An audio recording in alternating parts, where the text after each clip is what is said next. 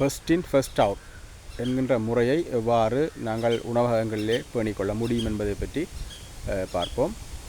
இதின் கருத்து என்னென்னு சொன்னால், முதலில் வருகின்ற உணவுப் பொருட்களை அல்லது பண்டங்களை முதலில் பயன்படுத்துவது அல்லது முதலில் பயன்படுத்தி முடிப்பது, பிறகு வருவவற்றை அதன் பின்னாலே பயன்படுத்துவதற்கு ஏற்றவாறு ஒழுங்குபடுத்தி வைப்பது. இது பேக்கெட் பண்ணப்பட்ட, அதாவது பொதி செய்யப்பட்ட உணவுகளுக்கு மட்டுமன்றி ஏனைய உணவுகளுக்கும் பொருந்தும். மரக்கறி வகைகள், கடல் உணவுகள், விலங்கு உணவுகள், பொதி செய்யப்பட்ட அனைத்து உணவுகளுக்கும் இது பொருந்தும். அதாவது நாங்கள் முக்கியமாக இதனை கைக்கொள்கின்ற பொழுது, இந்த ஃபர்ஸ்ட் இன் ஃபர்ஸ்ட் அவுட் என்கின்ற முறையை, முதல் வருவதை முதல் பயன்படுத்துவது என்கின்ற விடயத்தை பயன்படுத்துகின்ற பொழுது முக்கியமாக தேவையற்று உணவுப் பொருட்கள் ஸ்பாயிலேஜ் ஆகிற, அதாவது அழிவடைந்து வீணாக போகிற தன்மை குறையும். உணவுப் பொருட்களில் நுண்கிருமி தொற்றுகள் ஏற்பட்டு அதனூடாக பரவுகின்ற நோய்கள் ஏற்படுவது குறையும். அதே போல் உணவு தரமானதாக மெயின்டைன் பண்ணப்படும், தொடர்ச்சியாக பேணக்கூடியதாக இருக்கும்.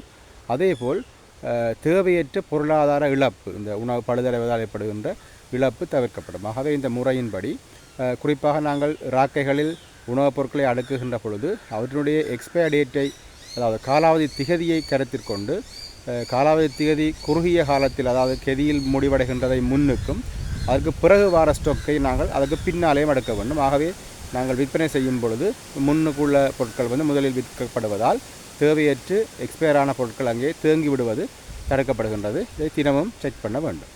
அதேபோல் நாங்கள் குளிரூட்டிகளில் உணவுப் பொருட்களை, முக்கியமாக கடல் உணவுகள், விலங்கு உணவுகள், மரக்கறிகள் போன்றவற்றை வைக்கின்ற பொழுதும் இதே மாதிரியான அமைப்பிலே ஒரு கொள்கலன்களில் இட்டு அவற்றை இறுக்கமாக மூடி அந்த உணவுப் பொருட்களில் எப்பொழுது அது உள்ளே வந்தது என்ற டேட்டை நாங்கள் குறித்து வைத்து கொண்டோம் என்று சொன்னால் எங்களுக்கு தெரியும். அதனை பயன்படுத்துகின்ற பொழுது மாறி எடுக்காமல் முதல் டேட்டில் உள்ள பொருட்களை முதலில் எடுத்து பயன்படுத்தி முடித்த பின்னர் அடுத்த டேட்டில் உள்ள பொருட்களை நாங்கள் எடுத்து பயன்படுத்துகின்ற பொழுது தேவையற்று உணவுப் பொருட்கள் பழுதடைவது, வீண் விரயமாவது, அதனால் பொருளாதார நஷ்டம் ஏற்படுவது, அதே போல் நுண்ணங்கிகளின் பெருக்கம் ஏற்பட்டு நோய்கள் உருவாவதை தடுக்க முடியும். ஆகவே இந்த முறையை நாங்கள் உணவு கையாளர் நிலையங்களில் மட்டுமன்றி அலுவலகங்களிலும் கணனிகளிலே தகவல்களை சேகரிக்கின்ற பொழுதும் எல்லா விடயங்களிலுமே இது பயன்படுத்தப்படுகின்றது.